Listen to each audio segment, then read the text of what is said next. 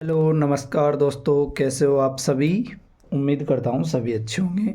तो मेरे पास बार बार कॉल आ रहे थे कि सर कक्षा 10 की साइंस की एग्ज़ाम है, कुछ महत्वपूर्ण प्रश्न बता दो।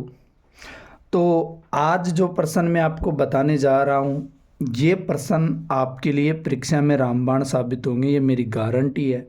अगर आप इनको पढ़कर जाएंगे तो 80 में से 50-60 नंबर आपके कोई नहीं काट सकता। बस आपको इन प्रश्नों को अच्छे से याद करना है, अच्छे से रिवीजन करना है, और जिनके पास सॉल्यूशन नहीं है, इन प्रश्नों के आंसर नहीं है, वो मेरे व्हाट्सएप पर मैसेज कर देना, आपको हल सहित नोटबुक मिल जाएगी। बाकी मेहनत करो, जम के करो, ये मौका कभी जीवन में दोबारा आपको नहीं मिलेगा, और कक्षा 10 में अच्छे नंबर से पास होना बहुत ज़रूरी है।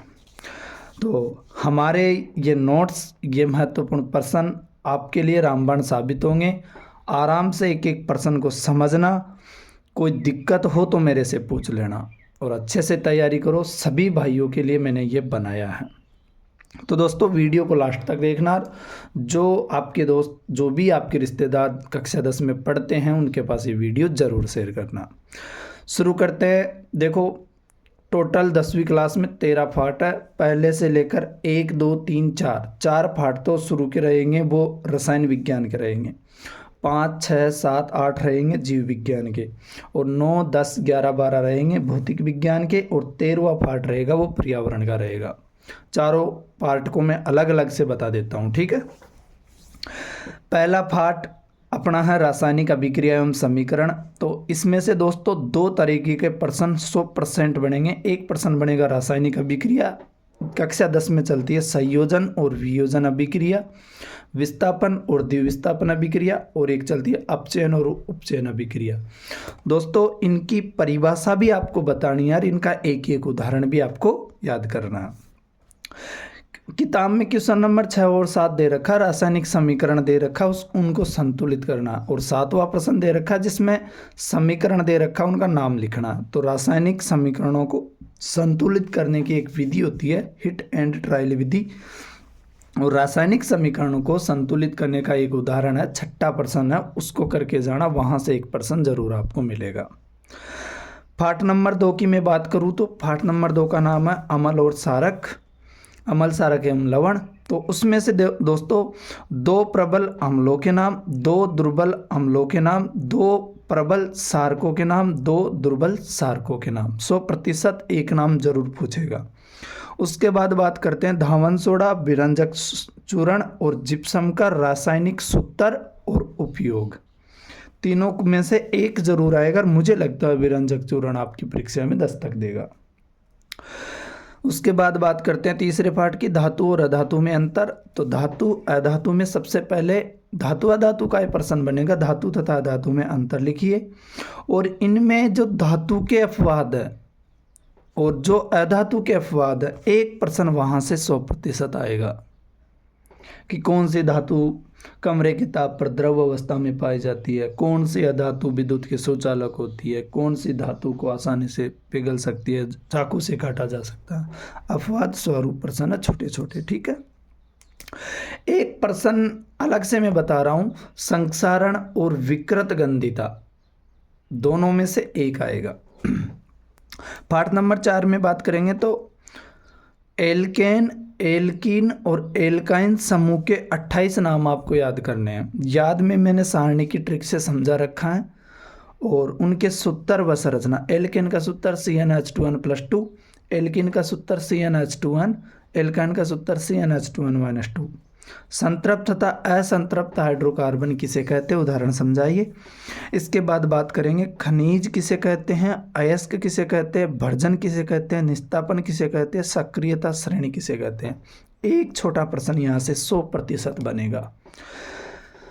पीएच मान, जैसे रक्त का ले लो, नींबू का ले लो, 1-2 और चीज़ें आ सकती है, पीएच मान। और प्राकृतिक अम्ल, टमाटर में कौन सा अम्ल पाया जाता है, चींटी के डंक में कौन सा अम्ल पाया जाता है, नेटल का डंक वाला, सिरका में, दही में, ऐसे प्राकृतिक अम्ल की सारणी दे रखी है किताब में, आराम से आप वहाँ से कर सकते हो। पाठ नंबर 5 की मैं बात करूँ तो पहला ही प्रश्न में लेने जा रहा हूँ, जैव प्रक्रम को समझाइए। उसके बाद पाचन तंत्र का सचित्र वर्णन, आपको चित्र करना है या वर्णन से कोई काम नहीं है, और मानव हृदय का सचित्र वर्णन करना। इसके बाद एक चित्र यहाँ से आएगा मानव उत्सर्जन तंत्र। तो पाचन और उत्सर्जन में से एक प्रश्न जरूर बनना चाहिए। स्वपोषी पोषण व विषम पोषी पोषण में अंतर। इसके बाद बात करेंगे तंत्रिका तंत्र का चित्र अगले पाठ में। मानव मस्तिष्क का सचित्र वर्णन। यौनारंभ किसे कहते हैं? प्रतिवर्ती क्रिया और टहलने के बीच दो अंतर। तो प्रतिवर्ती क्रिया महत्वपूर्ण प्रश्न है यहाँ से रहने वाला। इसके बाद अगले पाठ की बात करते हैं तो डीएनए और आरएनए का पूरा नाम। कई बार परीक्षा में पूछा जा चुका है। डीएनए का पूरा नाम लिखिए, आरएनए का पूरा नाम। एक चीज और ध्यान रखना है, POP plaster of Paris, CNG संपीड़ित प्राकृतिक गैस और एलपीजी द्रवित प्राकृतिक गैस। तो यहाँ से पूरा नाम का एक छोटा प्रश्न बन सकता है। मुकुलन, पुनरुद्भवन और कायिक प्रवर्धन का एक प्रश्न 100% आएगा। इन तीनों में से एक का जरूर आएगा। बात करेंगे नर तथा मादा का सचित्र वर्णन। तो नर के प्रमुख 3 भागों का वर्णन करके जाना, मादा के प्रमुख 3 भागों का वर्णन करके जाना। ठीक है। और जीव विज्ञान में अंतिम पाठ की बात करते हैं, आनुवंशिक वाला पाठ है। आराम से देखो, कोई दिक्कत नहीं है। किसी भाई को नहीं दिख रहा तो मेरे को बता देना, मैं पर्सनल व्हाट्सएप पर डाल दूंगा। आनुवंशिकता का जनक किसे कहा जाता है? ग्रेगर जॉन मेंडल को। आनुवंशिकी किसे कहते हैं? वे लक्षण जो जीवों में एक पीढ़ी से दूसरी पीढ़ी में संचरित होते हैं आनुवंशिक लक्षण कहलाते हैं। मानव में लिंग निर्धारण को समझाइए, 100% प्रश्न बनता है। देखो, एक मानव में 23 जोड़ी गुणसूत्र पाए जाते हैं, मतलब 46 गुणसूत्र, जिसमें से 22 जोड़ी सेम होते हैं और एक जोड़ी पुरुष में XY होता है और महिला में XX होता है। एक नवजात शिशु में या बच्चे में मानव का लिंग निर्धारण अपने पिता के द्वारा मिले गए गुणसूत्र के ऊपर डिपेंड करता है। ये प्रश्न पिछली बार एग्जाम में आया कि बच्चे में लिंग निर्धारण किसके गुणसूत्र पर निर्भर होता है, तो अपन लिखेंगे पिता के गुणसूत्र पर। भौतिक विज्ञान में अपन बात करेंगे तो गोलीय दर्पण, प्रकाश का परावर्तन, प्रकाश का अपवर्तन, विवर्तन की परिभाषा। वक्रता केंद्र, वक्रता त्रिज्या, फोकस दूरी, आवर्धन अपवर्तनांक। यहाँ से एक छोटा प्रश्न बनेगा। वक्रता त्रिज्या का सवाल 2-3 बार परीक्षा में पूछा जा चुका है। लेंस की समता किसे कहते हैं? ये प्रश्न सीधा सीधा यार, इसका सूत्र पूछा जाता है बहुत बार। लेंस व दर्पण सूत्र का सवाल, तो लेंस की समता का या लेंस व दर्पण सूत्र का सवाल परीक्षा में आएगा। इसके बाद बात करें मानव नेत्र का सचित्र वर्णन, और मानव नेत्र के प्रमुख भागों के नाम लिखेंगे। समंजन समता किसे कहते हैं, ये प्रश्न करेंगे। आगे बात करें मानव नेत्र से संबंधित दृष्टि दोष व निवारण। मानव नेत्र में 3 प्रकार के दृष्टि दोष पाए गए, निकट दृष्टि, दूर दृष्टि, जरा दृष्टि।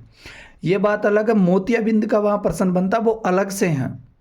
निकट दृष्टि, दूर दृष्टि, जरा दृष्टि, 3 दृष्टि दोष करना, उनका निवारण करना है कि कौन से में अवतल लेंस लगता है, कौन से में उत्तल लेंस लगता है। ठीक है। इसके बाद अपन बात करें हैं, ये 3 प्रश्न है। यहाँ से एक प्रश्न परीक्षा में हमेशा से आ रहा है कि स्वच्छ आकाश का रंग नीला क्यों होता है? टिंडल प्रभाव को समझाइए। तारे टिमटिमाते हुए क्यों प्रतीत होते हैं? ये 3 प्रश्न ऐसे हैं कि इनमें से एक प्रश्न हमेशा से परीक्षा में बनता आ रहा है, हमेशा आता है, तो अपने को ये प्रश्न कन्फर्म करना है। इसके बाद बात करते हैं विद्युत धारा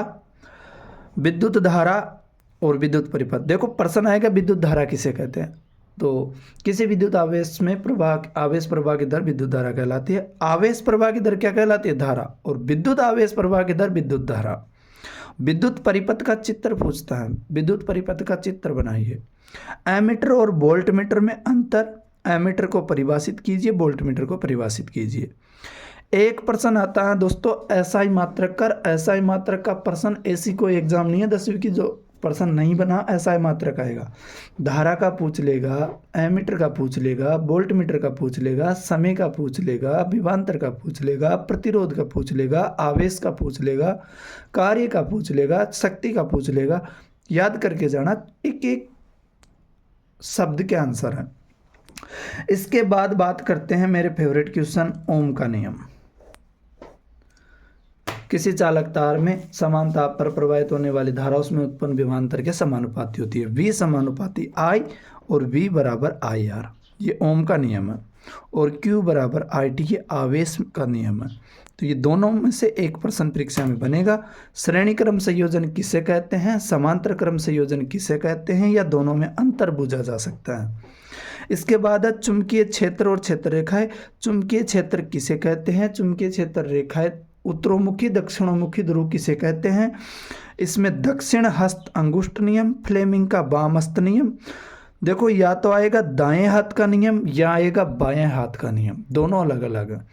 परिनालिका किसे कहते हैं, और इसमें एक प्रश्न जरूर बनता है कि दो चुंबकीय क्षेत्र रेखाएं एक दूसरे को क्यों नहीं काटती है, तो ये प्रश्न और अच्छे से याद करके जाना। लास्ट बचा 13वां पाठ, प्राथमिक द्वितीयक व तृतीयक उपभोक्ता के उदाहरण या इनकी परिभाषा बूझी जाती है। प्राथमिक क्षेत्र किसे कहते हैं, द्वितीयक तृतीयक। और एक प्रश्न है ओजोन परत का, ओजोन परत मतलब O3, तो ओजोन परत और कचरा प्रबंधन। तो दोस्तों कक्षा 10 वाले बिल्कुल टेंशन मत लो, इतना पढ़ के जाओ, आराम से आपके 50-60 नंबर आएंगे। किसी भाई को अगर व्हाट्सएप पर इनका हल चाहिए या पेपर चाहिए तो मेरे को पर्सनल मैसेज कर देना, ये मेरे नंबर है 9785701304। एक बार आप पेपर का स्क्रीनशॉट ले लो, आराम से मैं दिखा देता हूँ पूरा पेपर। ये पहला पेज है मेरा पे, आराम से, ठीक है, और ये दूसरा पेज है। बस इतना पढ़ जाओ, बहुत है। और पहले भी मैंने अर्धवार्षिक परीक्षा के लिए AK47 सीरीज के नाम से हमारे यूट्यूब चैनल सम्राट कोचिंग क्लासेज पीपलवाड़ा पर डाल रखा है। जो भाई यहाँ से तैयारी करके जा रहा उनके भी इतने नंबर आने कन्फर्म है। तो दोस्तों मैथ के पेपर के लिए मैं आपको सॉल्यूशन ज़रूर दूंगा, तब तक आप इसे तैयार करो और कल अच्छे से एग्ज़ाम देना।